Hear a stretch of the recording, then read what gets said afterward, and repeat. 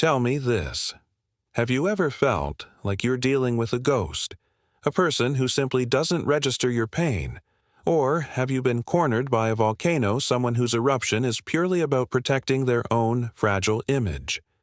If you can't tell the difference, you're giving them both the playbook to your life. Think all toxic people are the same? This mistake could cost you everything. I've been in more interrogation rooms than I care to count. I've sat across from men and women who were textbook narcissists, the ones who couldn't handle a hint of criticism, who needed the world to be their audience. And I've sat across from genuine psychopaths whose eyes were as cold and empty as a winter sky. The mistake most people make, especially those of you who are now navigating later life relationships, be it professional or personal, is believing these two are just different flavors of jerk. They are not. They are fundamentally, psychologically different dangers, and mistaking one for the other is like using a fly swatter on a rattlesnake. This distinction is not a parlor trick, it's a safety protocol. Let's start with the heart of the matter: empathy.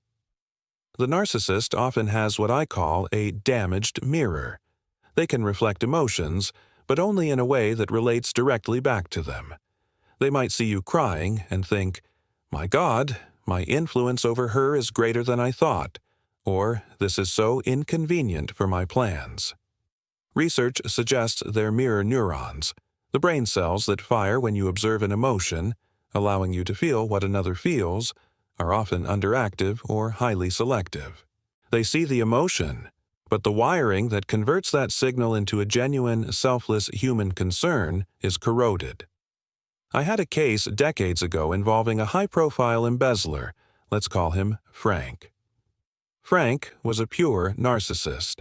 When his wife finally confronted him with his fraud, he didn't feel shame for the victims. He felt fury that she had dared to interrupt his supply of praise from his colleagues and that she was now presenting a challenge to his perfect image.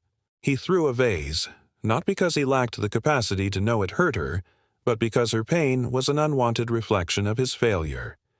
It was all reactive. The psychopath, on the other hand, often has an absent mirror. The capacity is simply not there. They see you cry, and they register it the way they register a change in the weather, data. They may even find it interesting. They know the social script for empathy, but the internal, visceral feeling is null. This is backed up by serious research, especially in early brain scans, which shows a significant lack of activation in key emotional processing centers, like the amygdala, when processing fearful or distressed faces.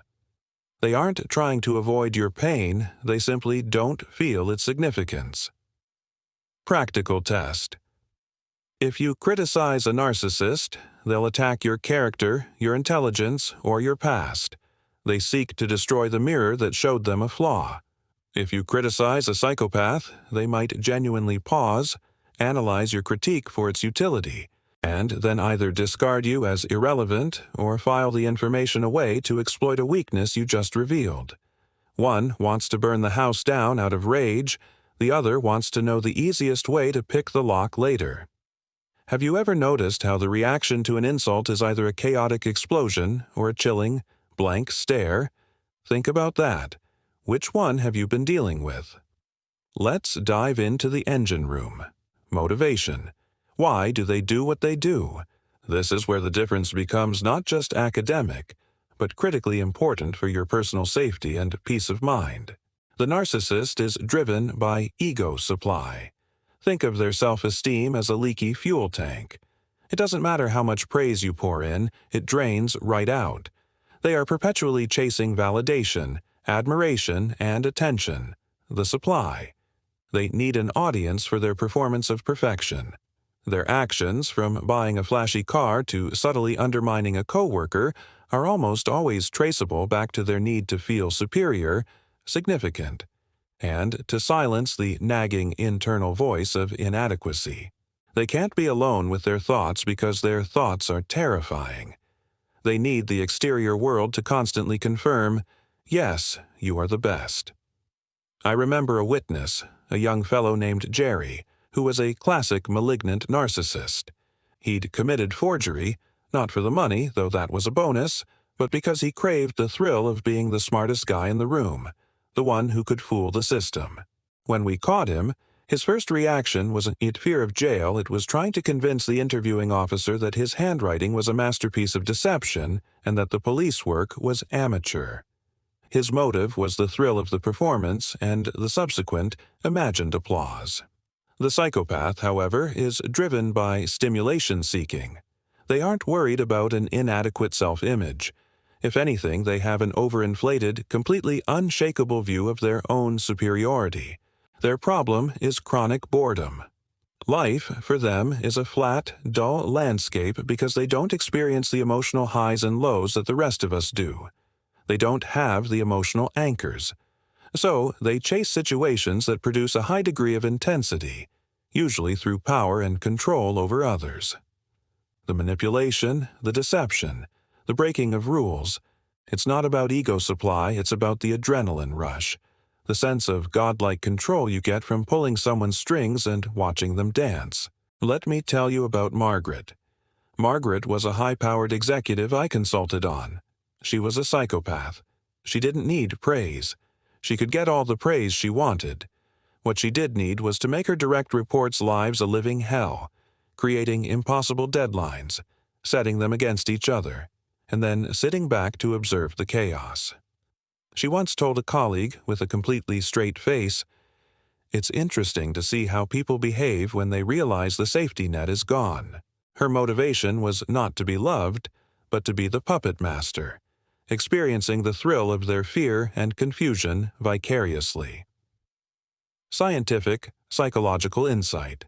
This links to the concept of hypoarousal in psychopathy. Their nervous system is under-responsive to stimuli, which means they literally need a higher dose of excitement to feel anything. The narcissist needs to be seen as special. The psychopath needs to do something that makes them feel alive, and that often means making others suffer for their amusement. How much of their chaos is a cry for attention, and how much is a calculated game to relieve profound boredom? The answer tells you exactly how dangerous they are. The tools they use to control you, their manipulation tactics, are as distinct as their motivations. If you understand the engine, you understand the mechanism. The narcissist defaults to reactive rage.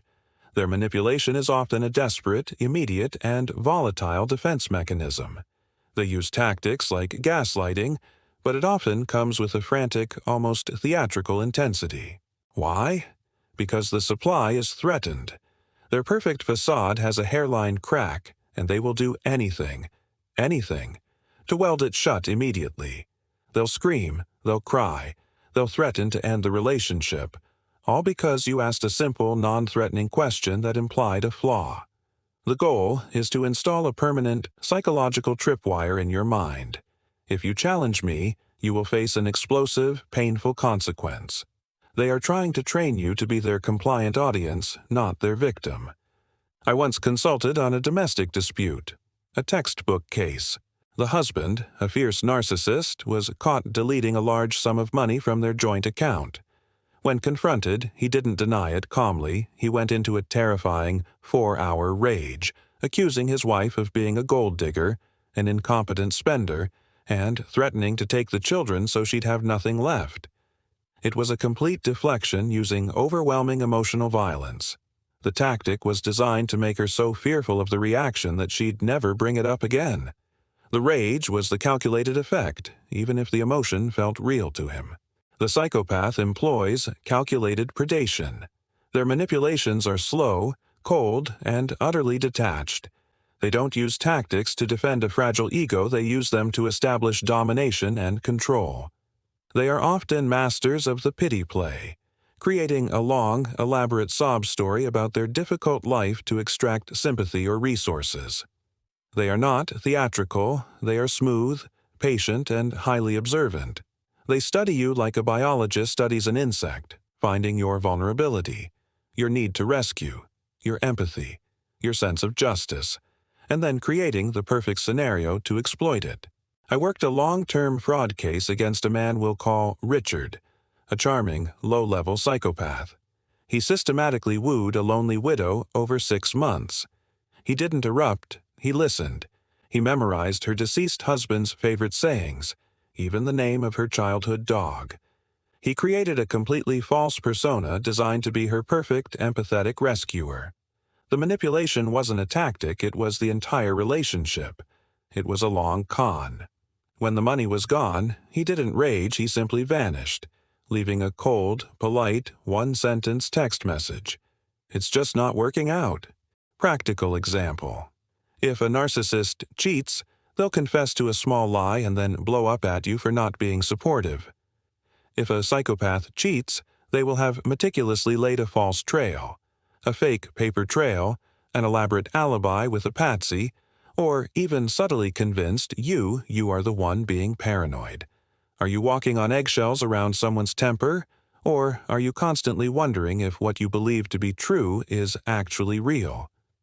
The difference is key to your escape plan. We have to talk about violence. Not necessarily physical, though that can be part of it, but the aggression they are willing to deploy to get their way. Their violence threshold is a direct reflection of their psychological makeup. The narcissist uses defensive aggression. Their threshold is low when their image is at stake. The moment you challenge their superiority, contradict their narrative, or expose their flaw, they will lash out. Their aggression is not about achieving an external goal, it's about eliminating the threat to the self. This is why narcissistic rage can be so sudden and overwhelming. It's a creature reflex. When they become physically violent, it is often in a burst of uncontrolled fury that is terrifying, fueled by the perceived injury. The violence is a catastrophic system failure, a psychological meltdown designed to regain control through fear. A former client of mine, a respected community leader, was a high-functioning narcissist. His aggression was mostly verbal, scathing, cutting remarks designed to leave permanent scars. He'd never hit his wife, but he made her cry almost every night. The one time she threatened divorce, however, he put his fist through a wall next to her head. It was pure defensive terror. The threat of losing his perfect life, his audience, his control, sent him over the edge. The violence was an extreme, immediate reaction to the loss of supply. The psychopath employs instrumental aggression. Their violence threshold is nearly zero if the aggression serves a purpose. They don't lash out in a fury, they use aggression as a tool to achieve an objective. If a calm, manipulative lie works, they'll use that. If a physical threat gets them the money, the secret, or the control they want, they will deploy it without hesitation, without anger, and with terrifying precision. There is no emotional heat in it, it's a lever they pull. In my early days, I dealt with a street gang enforcer, a classic case of a high-score primary psychopath. He was physically intimidating, but he was never angry. He didn't fight for fun or defense, he fought because it was the most efficient way to collect a debt. He once broke a man's hand, not in a brawl, but after a polite, 2-minute conversation where the victim refused to pay.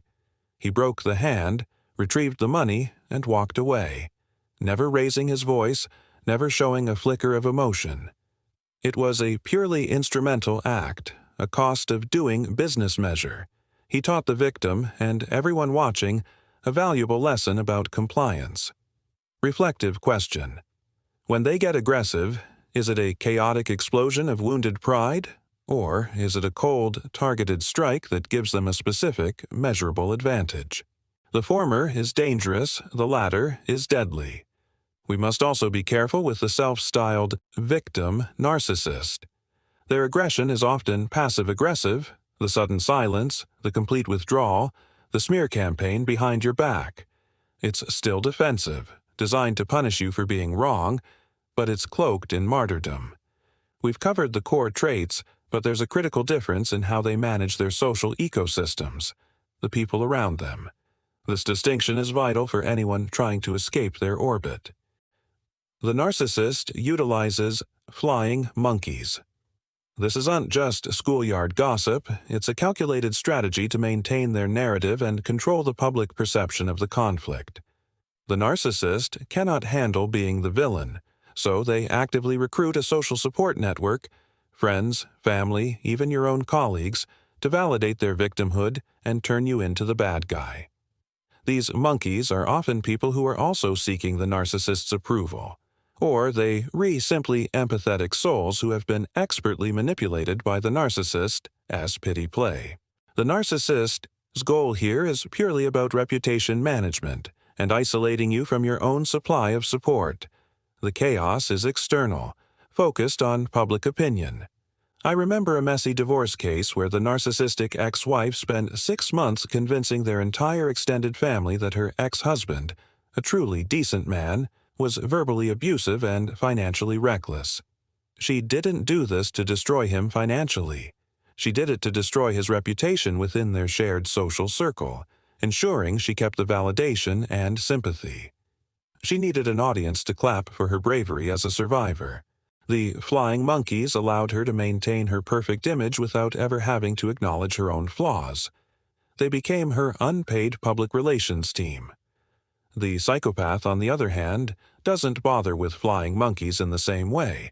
The psychopath requires pawns. They don't need these people to validate their victimhood, they need them to execute a task. Their relationships are purely transactional. They might use a pawn to file a false report, to deliver a threat, or to extract a piece of information. Once the task is complete, the pawn is discarded without a second thought. The chaos they create is less about a smear campaign and more about direct operational effectiveness. Simplified psychological view. The narcissist needs a fan club. The psychopath needs a toolkit. The narcissist creates a complex emotional and social web to catch their targets. The psychopath creates a linear, goal-oriented plan. If you are dealing with a narcissist, the escape strategy involves cutting ties not just with them, but with the entire manipulated social circle. If you are dealing with a psychopath, the escape strategy is simply to become so uninteresting and useless to their immediate goals that they move on to a more viable target. When someone acts against you, are they defending the aggressor's honor, or are they performing a task for them? The nature of the proxy tells you the nature of the primary threat. Can they change? This is the million-dollar question, and most people want the easy answer. I'll give you the honest one, backed by what little science we have. For the narcissist, change is theoretically possible, but practically improbable. The research on neuroplasticity, the brain's ability to reorganize itself, is promising, and there was evidence that therapy can lead to changes in thought patterns and emotional regulation in those with high narcissistic traits. But here is the massive caveat. They have to genuinely believe they have a problem. Since the core of narcissism is an inability to acknowledge personal flaw, the drive to commit to the excruciating work of long-term therapy is almost universally absent. Therapy, for the narcissist, is usually just another stage to perform on, where they can convince the therapist of their progress, only to regress the moment they feel validated. Their brain can change, but their ego won't allow the process to start. I had a former associate who was a textbook narcissist. He agreed to couples counseling only because his wife threatened divorce and the loss of his perfect home life. In every session, he performed. He was charming, insightful, and the perfect client. He manipulated the therapist into believing she was the one with the issues. He wasn't there to change, he was there to co-opt the process. Once the divorce threat subsided, the performance ended immediately. The capacity for change was there, but the will was utterly absent. For the psychopath, change is generally considered impossible. The lack of change capacity is fundamentally wired into the brain. Studies, including early groundbreaking work at places like UCLA and Harvard that you hear about, point to structural and functional deficits in key brain regions, particularly the prefrontal cortex and the amygdala. These are the areas responsible for impulse control, moral reasoning, and emotional processing. These are not learned traits, they are fundamental physiological realities. You don't ask a colorblind man to suddenly see red, and you can't ask a primary psychopath to suddenly feel remorse. To them, the request makes no sense. Anecdotal evidence. I've interviewed dozens of convicted psychopaths. Not one, not a single one, ever expressed genuine regret for their victims. They regret getting caught. They regret the inconvenience of prison. They might express sadness that their family is upset, but only because their family's sadness is an inconvenience to them.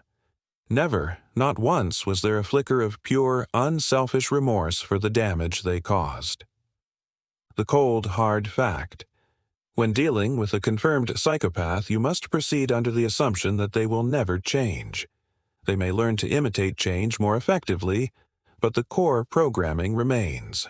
Are you holding on to hope that this person will wake up and realize their damage, or do you already know they're physically incapable of it? Hope in the face of fact is just a strategy for prolonged suffering. Everyone talks about the mask slipping, that moment of clarity when the toxic person's true self is revealed. But there is a crucial difference in how this manifests, and it speaks volumes about the level of threat. With the narcissist, the mask doesn't just slip, it shatters under pressure. When their core image is challenged, or their supply is suddenly cut off, the carefully curated, charming persona can dissolve into a chaotic storm of emotional abuse, name-calling, and pure, raw panic. It's an ugly, terrifying moment, but it is ultimately a moment of vulnerability, a defense mechanism being deployed in a frantic, uncoordinated way. You see the scared, inadequate child beneath the polished exterior. This slip is a genuine look at the damage and the insecurity that drives them. I had a case involving a wealthy businessman, a notorious narcissist. When the bank finally froze his assets due to an audit, his public demeanor, the calm, philanthropist, leader of men, vanished in a single afternoon. He locked himself in his office and spent hours screaming at his staff, blaming them for the failure, and then collapsed into a fetal position, crying about how no one ever loved him. It was a classic, destructive mask shatter, fueled by wounded ego. The psychopath, however, rarely has a true mask slip. What people call a slip is usually the psychopath simply dropping the performance because it's no longer useful. The moment you become irrelevant to their goal, you've been drained of resources, you've figured them out, or they've simply found a more interesting target. They don't rage, they just stop acting. The warmth, the kindness, the empathy they faked simply disappears, replaced by an unnerving, flat, emotional neutrality. There is no raw, panicked child underneath, there is only the quiet, cold observer. They weren't emotionally invested in the performance, so there's no emotional pain when it ends. Practical safety strategy. The narcissist's slip comes with chaos and high emotion. The psychopath's drop comes with dead silence and a frightening lack of feeling. If you are dealing with someone who goes from being your best friend to an unfeeling stranger overnight, without a flicker of anger or regret, you are almost certainly dealing with a primary psychopath. This is the moment they are most dangerous, because their objective is now complete, and they have nothing left to lose. Are you dealing with someone who gives you a high-drama ending, or someone who gives you a flat line? The flat line is the greater danger. Now, let's talk about getting out and staying safe. Recognizing the difference is useless if you don't adjust your exit strategy. For the narcissist, your safety strategy has to be a comprehensive commitment to the gray rock method. This means becoming utterly uninteresting to them. When they demand a reaction, give them none. When they brag, offer a single, flat, "That's nice." When they rage, do not engage. No emotion, no validation, no supply. You become a non-reactive, gray rock. Your goal is to bore them so profoundly that they move on to a more vibrant source of supply. The narcissist's Achilles heel is their need for attention. Take it away, and the game is over. Practical example. If the narcissist calls you and starts a fight, do not argue. Say, "I hear what you're saying. I have to go now. Goodbye," and hang up. Do this every time. They will test you. They will escalate. But if you consistently refuse to be their audience, they will eventually discard you. It's a painful but effective strategy of becoming irrelevant. For the psychopath, The gray rock method is also a necessary foundation, but it must be layered with accountability tests. Since the psychopath's actions are instrumental, purely about achieving a goal, you have to make their next move too costly, too risky, or too time-consuming. You need to introduce friction. This means creating paper trails, enforcing boundaries with immediate legal or public consequences, and making it clear that their predation will be exposed, which is a key threat to their control. A crucial accountability test. Never rely on their word. Always confirm their claims with a third party. If they say they paid the bill, call the utility company. If they claim a new job, call the company's HR department. You are not arguing, you are simply gathering irrefutable evidence. Psychopaths rely on people taking them at face value. Do not. Your goal is to be a low-utility, high-accountability target.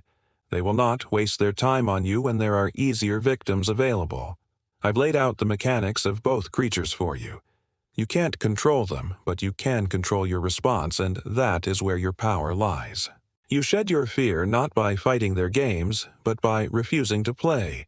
Which type have you encountered? Comment below and let me know the tactics you've seen them use. It might just save someone else.